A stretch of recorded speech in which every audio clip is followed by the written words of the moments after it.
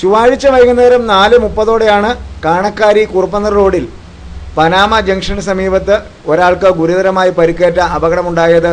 മദ്യലഹരിയിലെത്തിയ സംഘം സഞ്ചരിച്ചിരുന്ന കാറാണ് അപകടത്തിന് ഇടയാക്കിയത്.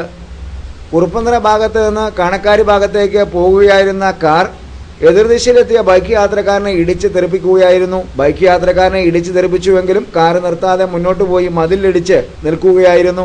സംഭവത്തെ തുടർന്ന് അപകടത്തിനിടയാക്കിയ കാറിലുണ്ടായിരുന്ന 3 യാത്രക്കാരിൽ 2 പേർ ഓടി രക്ഷപ്പെട്ടു. എന്നാൽ 1 കിലോമീറ്റർ ഇവർക്ക് പിന്നാലെ പാഞ്ഞ് ഇവരെ പിടികൂടി. മദ്യലഹരിയിലായിരുന്ന ഒരാൾ കാറിൽ തന്നെ വിശ്രമിക്കുകയായിരുന്നു. മൂവരെയും ഏറ്റുമാനൂർ പോലീസ് സ്ഥലത്തെത്തി നാട്ടുകാരിൽ നിന്ന് ഏറ്റുവാങ്ങുകയായിരുന്നു. തുടർന്ന് ഏറ്റുമാനൂർ പോലീസ് സ്റ്റേഷനിലെത്തി കുറവലങ്ങാട് പോലീസ് ഇവരെ ഏറ്റുവാങ്ങിയിട്ടുണ്ട്.